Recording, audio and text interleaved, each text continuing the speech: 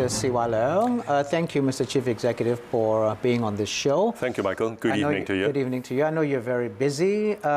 Now, before I get on to other questions, there is one big question I need to ask, and this shot came out of the blue, and that is of an ally of yours. I suppose now it's a former ally of yours, Mr.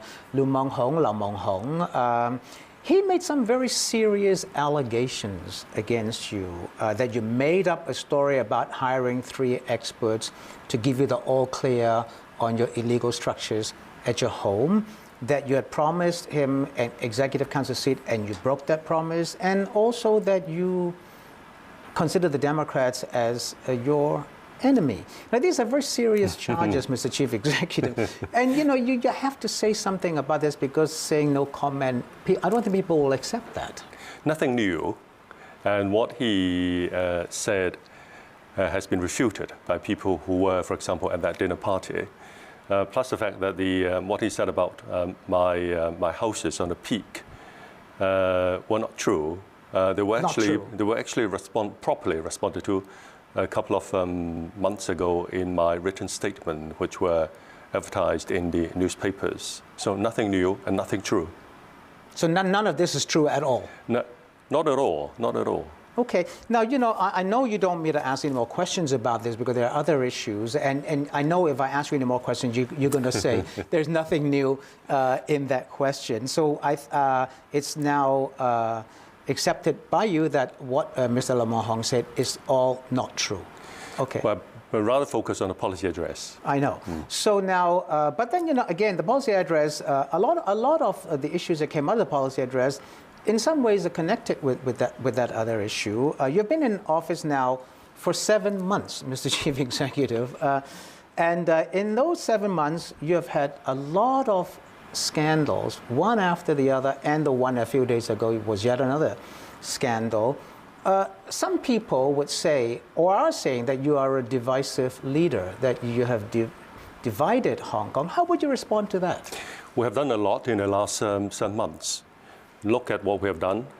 We got through LegCo, and therefore 400,000 elderly in need will receive old age living allowance, $2,200 a month. In April, we launched a couple of months before schedule in August, concessionary bus fare for all elderly. We launched a series of housing-related issues, including introduction of buyer stamp duty. Okay, that may be controversial. Some might even say that's divisive, but we launched it. It helped stabilize the market. We also did a lot on the supply side. In terms of building infrastructure on the neighborhood level, we announced again a few months ago, and just a few months into the new government, the installation of lifts and elevators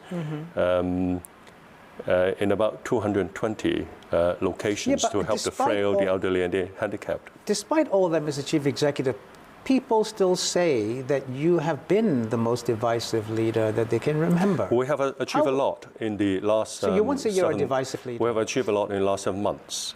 Society has very different views on the various issues that we need to tackle. For example, there's one body of opinion out there which somehow feels that there shouldn't be any means test for old age living allowance. And others say, sure. We can't afford it, and therefore we have to look after the needy first. If you say that's divisive, that may be the nature of the issue. Secondly, we need a new town. We sorely need a new town to provide the large number of housing units which we sorely need. And you want to have that in the Northern New Territories? We will have that in Northeast New Territories. And again, there is a body of opinion out there that feels that that's selling Hong Kong out to the mainlanders. It's not selling Hong Kong out, that's not true? Not true. And people have different opinions, but we are moving ahead, we're plowing on, and we're achieving. Okay, now, going back, just one more on this issue. I've had some of your very staunch supporters on this show before, and they also say that there is a trust problem with you, that people don't trust you. Why is that? Do you feel that? Do you have a trust problem? We'll concentrate on the communication side. We'll enact legislation, we formulate policies, and we communicate properly with the people. And this government, my political team, has been doing our very best. Not just myself, but all my policy secretaries have been out there in the neighborhoods, talking and listening to the people. And this is the ultimate and the most effective way of communicating with the people and building trust. We don't assume that people will give us the trust come what may. We have to earn the trust of the people. This is a new government. Do you have the trust of the people now? We are now? earning the trust of the people by talking and listening to the people. And interestingly, when we're actually out there talking and listening to the people, the focus and the viewpoints of the people are very real issues, the issue that we are now tackling in the policy address, namely building a robust economy, tackling poverty issues, aging society issues, the environment, and particularly housing. And so we're doing that. We're building trust with people. We're also forging a partnership with the people. But do you have the trust of the people in your mind? Do you think you have the trust of the people? We are building a trust of the You're trust building, with the, but do you have it now? With the people. We don't assume. There's no reason why we should have the trust of the people on day one. We should earn the trust of the people, and that's what we are doing. Okay. Now, coming on this trust issue, there have been marches where people have said you should resign, that you're not telling the truth, you're a liar, you should resign. Has it ever, Mr. Chief Executive, entered your mind, even for a minute, that you should resign? No. We are making progress. The team and I... You never thought about resigning? We are making very good progress. As I said, many of the pledges in my election manifesto are being delivered, and they are now part of government's work, and they are now part of life in Hong Kong. Old age living allowance, managing down external demand for housing units, making supply of housing as expedient as possible. And we are taking not just long-term measures, but also short and medium-term measures as well. So 5 years, 4.5 years from now, you'll still be sitting here and I'll still be able to interview you.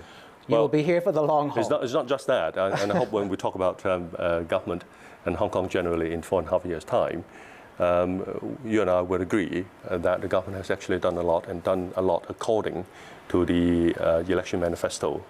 So you're going to be here for the full 5 years? Well, I'm going to be here to deliver on the promises that I made in my manifesto. That means you're going to be here for the full 5 years.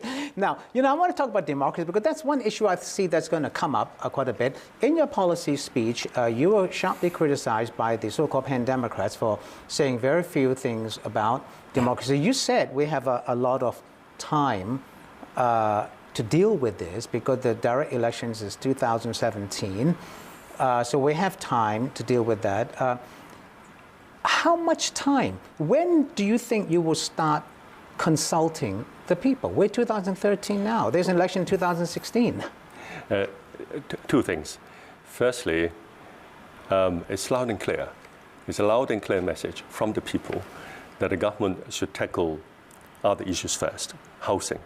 Just look at the very good response to government's housing initiatives. The Greenview Villa, which is a subsidized project. Yes, for sale. A lot of people wanted to buy that. White form applicants want to buy HOS units in the second-hand market. Now, these are pressing issues. When it comes to housing, people don't want to wait for 4 or 5 years. They want solutions, preferably tomorrow, and the government is working very hard on this. As chief executive, I chair meetings on a daily basis with heads of various bureaus and government departments to make sure that land and housing units are available as soon as possible. Now, second thing, we are not taking our eyes off 2017. You're not? We're not at all. We're not taking our eyes off this subject of political reform. Do you support it, Mr. Chief Executive? Of course I do. Do you support democracy for Hong Kong? Of course I do. You don't hardly speak passionately about it. I've been working on this since I was Secretary General for the Basic Law Consultative Committee in 1988.